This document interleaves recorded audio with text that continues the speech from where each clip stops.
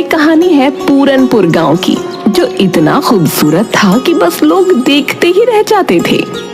वहाँ के लोग भी बहुत सरल और सादे थे, लेकिन उस गांव में एक हवेली थी जिसके पास जाने से लोग कतराते थे, क्योंकि वहाँ वो थी।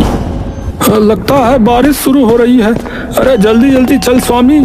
हाँ हाँ चल रहा हूँ, लेकिन तू ये हवेली की तरफ क्यों ले जा रहा है भाई? अरे ये छोटा रास्ता है ना। हाँ ये बात तो है। चल जल्दी चल। लेकिन जैसे ही वो लोग हवेली के पास पहुँचे तो बारिश बहुत तेज हो गई और ओले भी गिरने लगे। हे भगवान, ओले गिरने लगे। अरे भैया मेरा तो सिर ही फूट जाएगा इन ओलों से। हाँ। अरे जल्दी कोई छत ढूंढ। अरे सामने वो हवेली है ना, इसमें चलते हैं चल। अरे नहीं नहीं भैया, उस हवेली में मत जा। अरे तुझे रुकना है तो रुक, लेकिन मैं तो जा रहा हूँ अंदर। मुझे चोट खाने का कोई शौक नहीं है, समझा?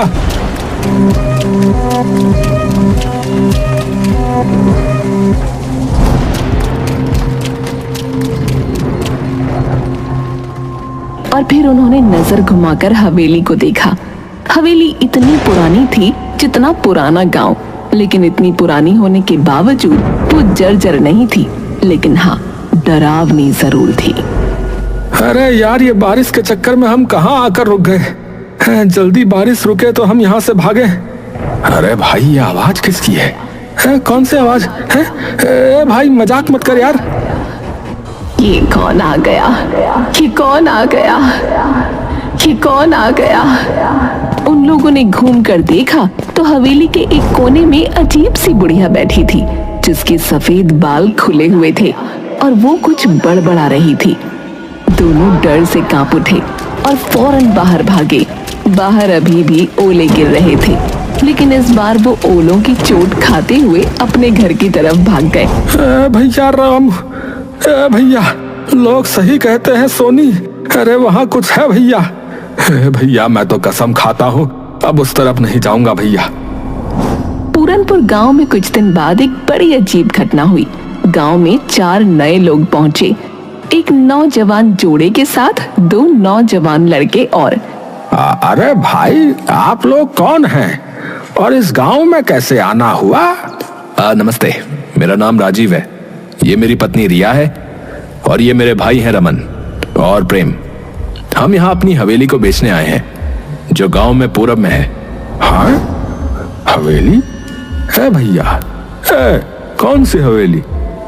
वो जो बरगद के पेड़ के पास वाली, वही ना? हाँ हाँ वही, हमारे दादाजी की थी, अब हम उसे बेचना चाहते हैं। ये सुनकर मुखिया हैरान हो गया और गांव वालों की भीड़ जमा हो गई। सब फुसफुसाने लगे। तभी मुखिया सीरियस होकर बोला, बेटा वो हवेली आज भी गांव के डर का कारण है। वहाँ एक बुढ़िया दिखती है, अजीब सी। कोई नहीं जानता कि वो असली है या आत्मा है, कोई भूत है पता नहीं, या फिर हमारा वहम है। गांव में ऐसी अफवाहें आम होती हैं। हमने भी शहर में ऐसे किस्से खूब सुने। अगर वहाँ कोई बढ़िया होती तो अब तक किसी ने वीडियो बना लिया होता ना। मैं तो वहाँ की तस्वीरें इंस्टाग्राम पर डालूंगी, कौन डरता है भूत से।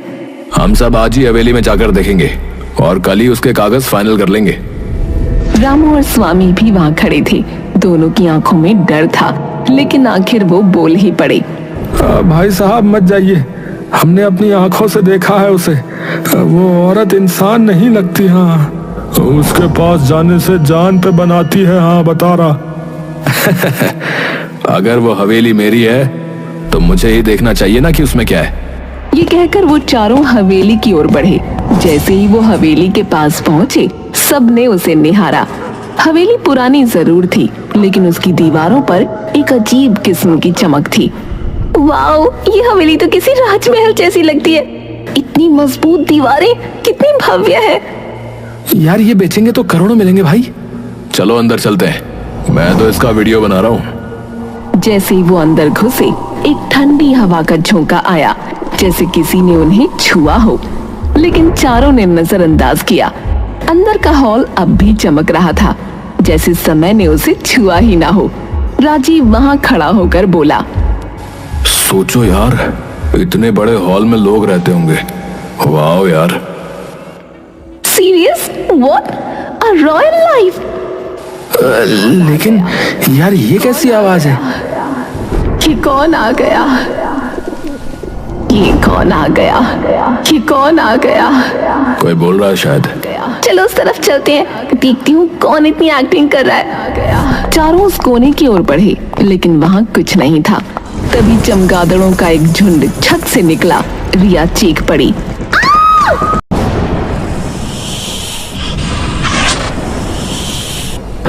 अरे बाप रे, सांप! अरे भागो भाई! हे भगवान, ये हवेली तो जंगल हो रखी है। अफवाहों का भूत और असली जानवरों का आतंक। राजीव, रिया, रमन और प्रेम हवेली की सुंदरता और रहस्यमयी माहौल से प्रभावित होकर वहां से निकलने ही वाले थे कि अचानक हवेली के अंदर एक अंधेरे कोने में कुछ हिलता डुलता दिखा। सभी की निगाहें उस कोने की ओर मुड़ी। वहां एक औरत बैठी थी, उसी हवेली की वही रहस्यमयी बुढ़िया जिसकी बातें गांव वाले करते थे। खुले सफेद बाल, सूखी सिलवटों वाली त्वचा और पथराई आंखें। वो देखो, वहाँ कोई है। चलते हैं। ये वही बुढ़िया लगती है। नहीं यार, अब जब सामने दिख रही है तो बात करनी चाहिए। रिया साहस करके धीरे धीरे उस बुढ़िया के पास गई। जैसे ही वो पास पहुंची, बुढ़िया अचानक कांपती हुई खड़ी हो गई। आप कौन है? यहाँ क्या कर रही हैं? तुम लोग क्यों आए हो? यहाँ क्यों आए हो? यहाँ कोई नहीं आता, फिर तुम क्यों आए हो? हम इस हवेली को बेचने आए हैं। ये हमारे दादा की हवेली है। और आप? मैं खजाने की रखवाली कर रही हूँ। खजाना? हाँ, बहुत साल पहले मैंने इस हवेली में खजाना छुपाया था, पर अब याद नहीं कहाँ रखा है, कहाँ दफना दिया, समझ नहीं आता। बुढ़िया के खजाना शब्द ने चारों के मन में एक साथ बिजली की तरह लालच जगा दिया। उनकी आंखों में अब हवेली की कीमत से ज्यादा उस अदृश्य खजाने की चमक तैरने लगी। अगर ये खजाने की बात सच हुई तो हम करोड़पति बन सकते भाई। और जब खजाना मिल जाए, इस बुढ़िया को यहाँ से निकाल फेंकेंगे। डराने के अलावा करते क्या ये? बिल्कुल भाई, पहले मिठास फिर लात। हाँ, चलो खोजना शुरू करें। अम्मा, वो खजाना कहाँ है? क्या पता। वो सब लोग पूरी हवेली में खजाना ढूंढने लगे। बुढ़िया भी दीवारों को थपथपाती, जमीन को सूंघती, जैसे कुछ याद करने की कोशिश कर रही हो। लेकिन 4 घंटे तक पूरी हवेली छान मारने के बाद भी कुछ नहीं मिला। अब तो रात होने वाली है यार, कुछ नहीं मिला। शायद ये औरत पागल है। हम कल फिर आएंगे, तब तक आप याद करने की कोशिश करना कि वो खजाना कहाँ है। चारों लोग गांव लौट आए। गांव वालों को जब ये पता चला कि उन्होंने बुढ़िया से बात की और खजाने की भी बात सुनी, तो पूरा गांव भौचक्का रह गया। क्या तुमने उससे बात की? उसने सच में खजाने की बात कही? हम बरसों से डरते आए हैं उस हवेली से, और तुम लोग खजाना ढूंढ रहे हो? अगर सच में खजाना हुआ तो हम सबको फायदा होगा। फिर कल चलो हमारे साथ। अगर कोई खजाना मिला तो हिस्सा मिलेगा। गांव वाले पहले तो हिचकिचाए, लेकिन हिस्सा शब्द सुनकर उनकी आंखों में भी चमक आ गई। अगले दिन राजीव, रमन, प्रेम, रिया के साथ गांव के 10-12 लोग भी हवेली पहुंचे। वो देखो भाई, वही बुढ़िया। हे भगवान, मुझे यकीन नहीं हो रहा है मैं यहाँ वापस आ गया। चलो सब, आज इस हवेली का कोना कोना उलट डालो। चलो। लोगों ने हवेली के हर कोने को अच्छी तरह देखा, यहाँ तक कि बाहर बगीचे में खुदाई भी शुरू कर दी। कुछ घंटे बीते, लेकिन कहीं कुछ नहीं मिला। तभी रामू की नजर हवेली के पिछले हिस्से पर गई, जहाँ छत का एक हिस्सा टूट कर गिरा हुआ था। अरे ओ भैया, इधर आओ, देखो। अरे यहाँ कुछ है शायद।